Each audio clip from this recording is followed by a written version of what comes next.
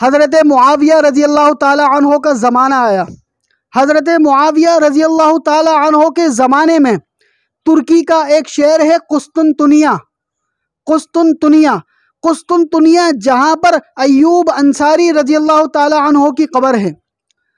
وہ حضرت معاویہ رضی اللہ تعالی عنہ کے زمانے کے اندر ترکی کو فتح کرنے نکلے، اور ان کے ساتھ حسن اور حسین بھی نکلے، اور وہاں پر حضرت ابو ایوب انصاری رضی اللہ تعالی عنہ کا انتقال ہو گیا۔ اس انتقال کے اندر حضرت حسن اور حسین رضی اللہ تعالی عنہما نے ان کے جنازے میں شرکت بھی کی۔ تو اس سے پتہ چلا کہ امیر معاویہ رضی اللہ تعالی عنہ کے ساتھ حسن اور حسین بھی تھے، اور ان کے تائید میں تھے، اور ان کی خلافت کے ساتھ تھے، تبھی تو ان کے حکم پر مختلف ممالک کا دورہ کیا کرتے تھے۔ تو یہ بات بھی بتانی چاہیے،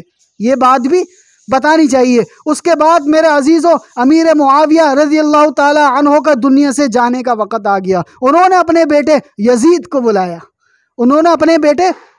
کو بلایا، اور یزید حضرت امیر معاویہ کا بیٹا ہے، اور ایک باپ بیٹے کو زیادہ سمجھتا ہے، اس کی عادت کو زیادہ سمجھتا ہے۔ تو حضرت امیر معاویہ رضی اللہ تعالی عنہ نے یزید کو نصیحت کی، اور کیا نصیحت کی؟ یہ نصیحت کی کہ اے میرے بیٹے، حضرت حسین رضی اللہ تعالی عنہ تم سے مقام میں بہت بڑے ہیں، بہت اعلیٰ ہیں، بہت اونچے ہیں، یہاں تک کہ آپ کے پاؤں کی مٹی بھی ان کے برابر نہیں ہو سکتی۔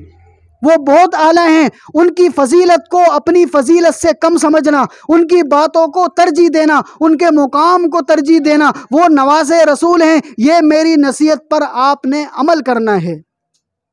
اور وہ دنیا سے چلے گئے، اور کہاں پر تھے وہ؟ شام کے اندر انتقال ہو گیا۔ اس کے بعد یزید نے تمام مسلمانوں کو جو گورنر تھے ان کو خط لکھنا شروع کر دیے، اور خطوں کے اندر یہ لکھنا شروع کر دیا کہ مدینے کے اندر اس وقت نعمان بن بشیر جو کوفہ کے تھے، ان کو بدل کر ابن زیاد کو لے آیا، ابن زیاد کو جو کہ ایک ظالم گورنر تھا۔ پہلے خط بھیجا مدینے کے اندر کہ آپ یہاں پر عبداللہ ابن زبیر، عبداللہ ابن عمر اور عبداللہ ابن عباس اور حضرت حسین رضی اللہ تعالی عنہم، ان تمام صحابہ کرام سے میرے ہاتھ پر بیعت لو۔ درس قرآن، درس حدیث، اصلاحی بیانات، فقہی مسائل اور وظائف کے لیے مفتی ابو بکر انصاری کے چینل کو سبسکرائب کریں۔